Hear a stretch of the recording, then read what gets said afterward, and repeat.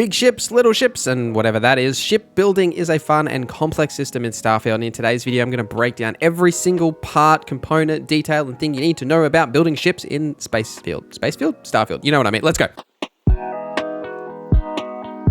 Let me know the name of your ship in the comments down below. So we'll start with some basics and some ship overview and upgrading, and then we'll get into the real crux of this video. So the main thing you need to think about is the ship manufacturers, being the ship engineer people that you meet at most of the various settlements, as well as some of the star yards. Now, certain engineers will have different modules available to you. Like, for example, if you go to, say, the Stroud and Eklund star yard, they will sell the best Stroud and Eklund modules for your ships, but they won't sell, say, the Hope Tech upgrades because they're a direct competitor, right? So on top of that, there are also places like, say, the Red Mile and the Key that will sell you like illegal parts for your ship, being like the shielded capacity cargo holds and signal jammers, so that you can pass the contraband scans. I have a video that fully breaks down contraband and smuggling, so I'll link that here if you want to go and watch that after this video. But you can also build a large landing pad at any of your outposts, so you basically don't have to worry about going to these various engineers. Pretty much every single ship module part will be available at the outpost landing pad, the large one that allows you to modify your ships from here. There's a couple of unique parts that may be missing, but for the most part, everything is available here from all of the different manufacturers, so you'll be able to really create a ship. And it's typically the best place to start if you're looking to build a ship is from your own pad at your outpost, because you can then have access to basically everything, and then if you need something specific, you can go and find it if you do need to. Ship building is absolutely a daunting process. So firstly, before you even start thinking about building a ship or even buying a ship, I would recommend to just create a save file, because then if you waste all of your credits on something you don't like, you can just go back to that save file and then start again, or move on, what have you. But I'll also mention here that I'm working on a guide for the best ships that you can buy, which I'll also link here once I have finished that as well. Before we build a ship, you're going to need some skills to match. Now, if you're looking to pick a background to like focus on, say, shipbuilding or even the tech skills, Bounty Hunter is definitely the best, because you get 3 starting tech skills, including piloting and targeting control systems. But you could go something like, say, the Longholder, which also comes with piloting, but also the ballistics weapon systems, or even Space Scoundrel, which comes with piloting, or the File Not Found as well, because essentially you just want to get a head start in that tech tree, because then you can invest in further into piloting, because you'll need the higher tiers of piloting to be able to pilot the Class B and Class C ships, and then as well as the spaceship design skill, which will then allow you to add these higher tier modules onto your star systems. And there are other skills as well that can obviously help improve your overall like ship's performance, like the targeting control system we mentioned, or payloads for cargo hold, shield systems to increase your shields. But the main focus being a shipbuilding video is on piloting, because you'll need that for certain parts of the reactors as well as starship design. Now, once you have sort of increased your overall ship's capabilities, if you're looking to increase your crew size, there's one skill in the social tree all the way down the bottom called Ship Command that will allow you to have more crew members on your ship as well, if you're building some big monstrosity and you need 8 crew members in order to pilot the thing. The ship overview screen gives you the basics of everything you need to know about your ship. Firstly, you'll see the systems up the top that you have, from your weapon systems to your engines to your shields and your Grav Drive, as well as how much energy you can actually allocate to all of these various systems. You'll also see the fuel, which is about how far the ship can grav jump, the hull, which is the defensive capabilities of your ship, essentially like think of it maybe like armor. You got the cargo hold, which is how much it can hold, plus the shielded capacity, which is how much is covered by a contraband scanner, increasing your chances of avoiding those scans. You'll also see the reactors class, which is very important. Always think about the reactors class when you're looking at this, and this will come up again later. But you also see a number here, which is the number of energy slots that you can actually allocate into the various systems we mentioned earlier. You got the crew capacity, which is defined by your Hab modules for those crew stations. Jump distance is the jump between how far you can go between star systems. So some star systems are like much further away from others, so the further that distance in terms of light years, the further you'll be able to travel. And shield is your total shields, and then the weapon systems underneath are obviously your weapon systems. So as you get started out in like thinking about the system, you probably start with just like upgrading your ship, whether that be the Frontier or whatever ship you have. Now, essentially what the upgrade menu allows you to do is upgrade any of like the external parts on your ship. Typically this is like your weapon systems or your shields or your engines, that sort of a thing, but you can't really get into the nitty gritty and add different modules like you can with the ship builder. But it's a really good place to start, especially if, say, maybe you buy a ship and you just want to make some tweaks to that ship, like you don't want to get too deep into the system. Just upgrading your ship via this method is actually valuable to do, and it can be a quick way to make changes to your ship and those parts specifically. But the main crux comes from ship building. So in the ship builder, you have the option to modify and add and remove all 13 different components, which we're going to break down in detail shortly. But you need to start from an existing ship. However, you can't just say start from scratch with nothing. Now, what you could do is say steal a little ship or buy a cheap ship or something like that, and then just delete every single part and have nothing there, so you can start completely from scratch if you like. But having a baseline sort of template can definitely be helpful to know, say, what you're missing or just like general design elements that maybe you're looking for. The first thing that I would pay attention to in the ship builder screen, regardless of how you're choosing to start, is the mass and mobility, as every addition you make will modify these numbers, either positive or negative. Now, every part of the ship has a mass number, and adding mass will then reduce the mobility and sometimes also your jump range of your ship, depending on how high you get that mass. So the lower the mobility, the harder it will be to control the ship in combat, as well as maneuver around, say to do a quick 180 if you need to like focus on a ship that like flies past you. And there are ways to mitigate, say, a higher mass ship and increase that mobility by adding more engines, and we'll talk about that again shortly. But it's just something to think about on this screen is that mass and mobility, and always pay attention to these numbers. The best tip for understanding the ship building is paying attention to the nodes, which are these blue little highlighted circles on everything that you attach.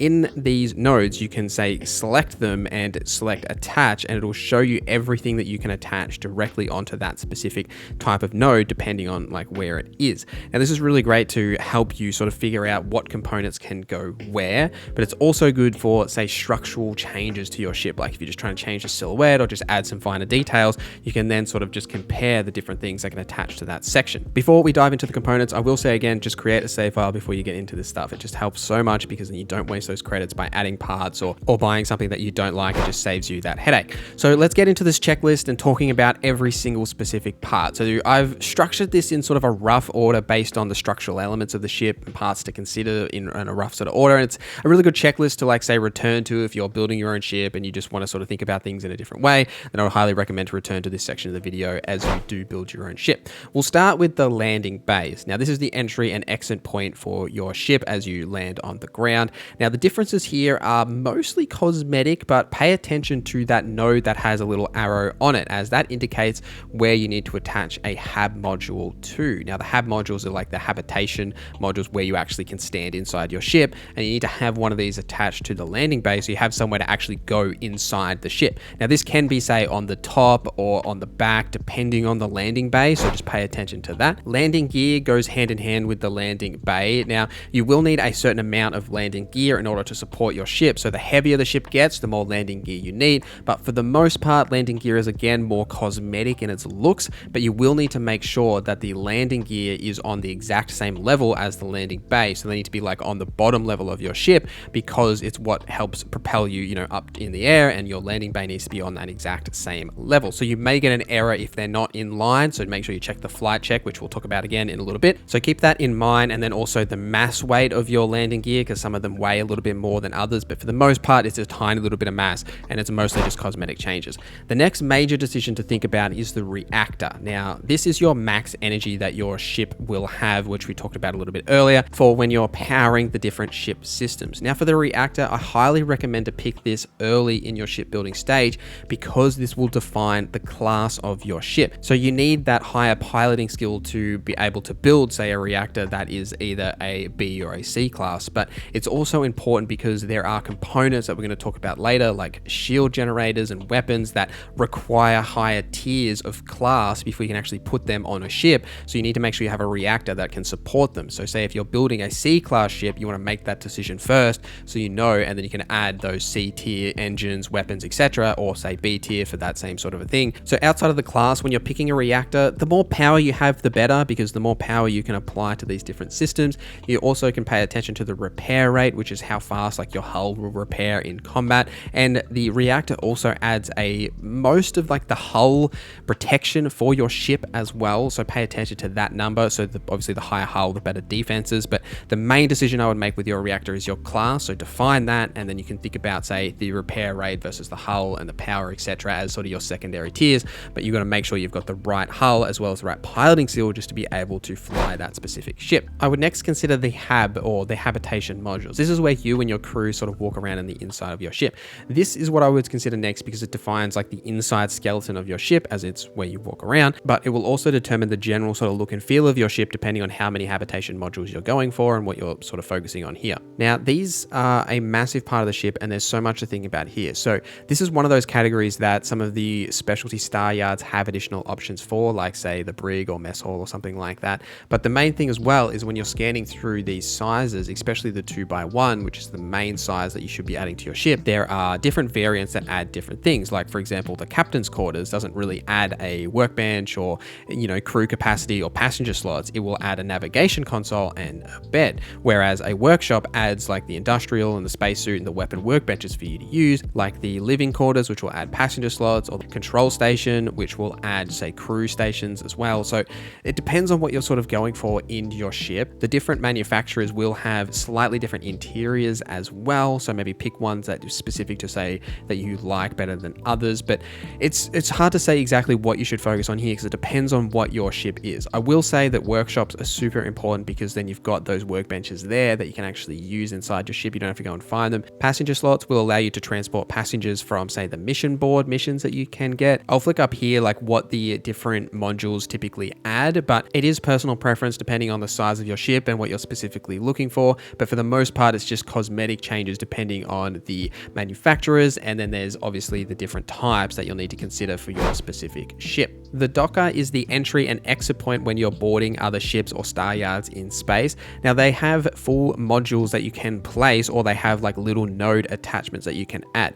Typically you're going to put these on the top of your ship, or there are the occasional dockers that will be sort of on the outer edges, like on the side or the front of your ship. But you need to consider these as they always have to be on the outer edge. Nothing can be sort of above them if they're on the top, or past them if they're on the edges, because that's going to be attaching to other ships, and you'll often get errors in the flight check if they aren't actually attached correctly. The cockpit is similar to Hab Modules in that you can go in them, but it's where you control the ship from. It also provides access to your cargo hold as well as additional cargo hold, and some cockpits will also give you additional crew stations. Now, a bridge is like a larger version of a cockpit. Typically, bridges will go sort of like on top of a ship, whereas a cockpit will go sort of in the front. But for the most part, the cockpit is a decision that you'll make depending on what you're looking for. The higher tier ones add more cargo hold and occasionally more crew stations, but it's a little bit more aesthetically depending on like the silhouette that you're looking for on your ship that you sort of choose here. The cargo hold is like the last big component that will affect the overall silhouette of your ship. Now, this is your ship's storage as well as your shielded capacity,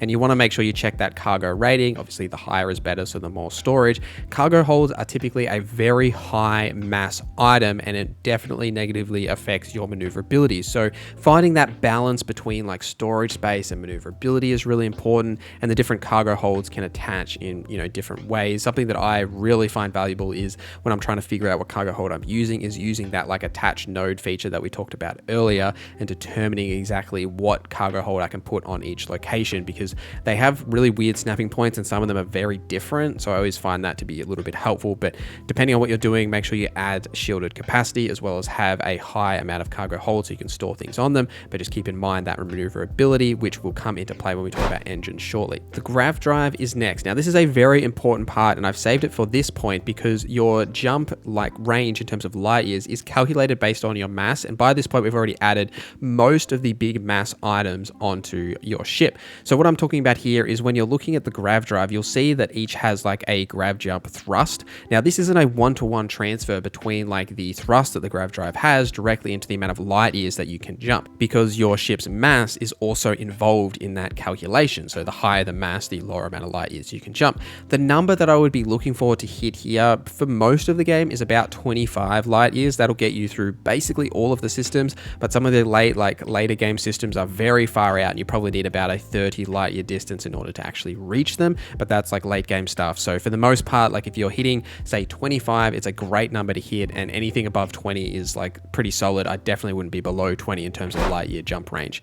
Engines is next. Now, this is your general maneuverability. So we've added all of our cargo and and mass to the ship. Now this defines your maneuverability as well as your top speed. Now you can add like a ton of engines as much as you like really, and engines have a lot of stats on them, but the main ones to take note of is the class. Now that needs to match your reactor class, which we talked about earlier, plus the max power. Now because in each of these slots you can only have 12 actual power allocated to one specific slot, you need to keep that in mind when you're adding engines. If your total power is above 12, you're not getting actually any return from that, as you can only make it 12. Now the engine and maneuverability thrust will increase your mobility and maneuverability of the ship, so the higher class based on your starship design as well as the overall class of that engine will absolutely increase your maneuverability. And it's sort of like a multiplying effect, right? Like if you're just adding your first engine, you'll see the maneuverability is going to be extremely low, but then as you add more, that number will exponentially increase. And you sort of want to hit like something around like the 80-ish mark, 90 and above, and depends on the sort of ship you're making, right? If you're making like a highly mobile, like fighter focused class, then you would definitely probably want to be above 90 and getting close to 100. But if you're going for like a massive cargo hauler, it doesn't matter as much. And that maneuverability doesn't matter as much either if you're using different types of weapons that we'll talk about in a little bit as well. Fuel tanks are used when you do your grab jumps. Now, the more fuel you have, the further you'll be able to grab jump between systems. It doesn't affect your actual range, it just affects how many jumps you can make.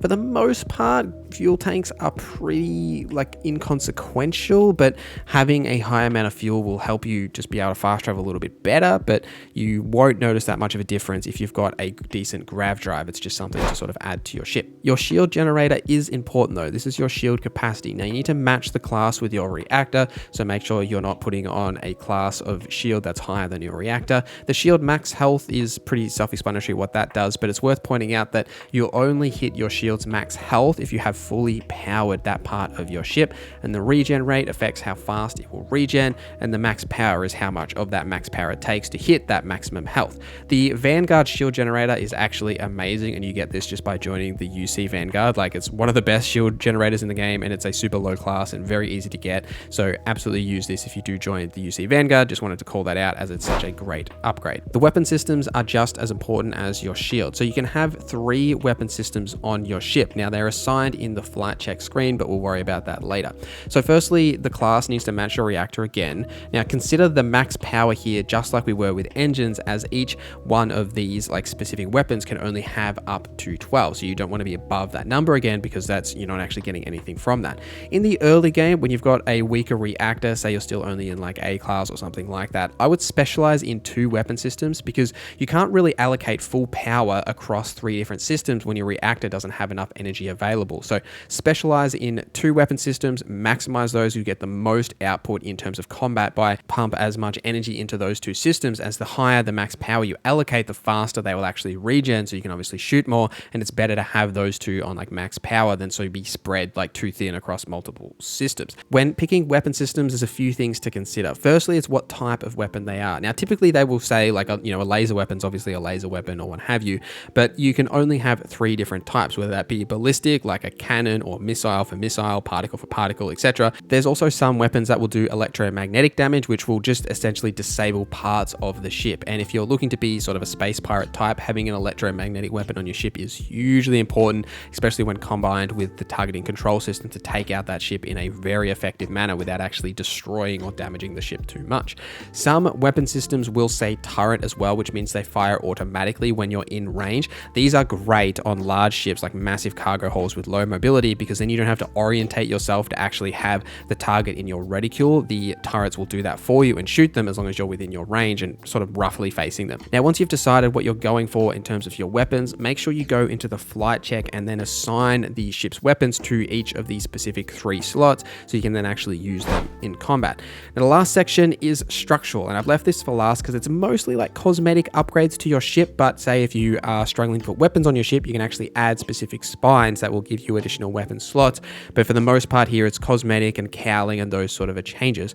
Consider here the mass that it is adding to your ship, as that's the main focus for these. Something that I love adding to my ship on any sections is the portholes, so you can actually like look through these when you're in space. I just find them like super cool. So any like spare spot or node that I have available, I just like put on a porthole because it just looks cool. And using that like G attach method that we talked about earlier for each of the nodes, like hovering over that node and then using the attach button to attach will really help you determine like what looks good, because it'll just put it in place. You can sort of flick through the options quickly to find exactly what you're looking for, but they're mostly structural changes to your ship that really define the different look. So now we have built this monstrosity of a ship that we have for this tutorial here, but I hope your ship looks a little better than mine. So once you've built the ship, you'll then go into the flight check. Now you can check this throughout the process of building the ship to see like what you need to change or edit, that sort of thing, but we've already talked about assigning your weapons in the weapon categories. That's the first thing that you should do. For the turret type weapons, you do need to assign them to a weapon category, but you don't fire them manually because they fire themselves, but you still need to assign them as you need to allocate the power when you're in that ship system.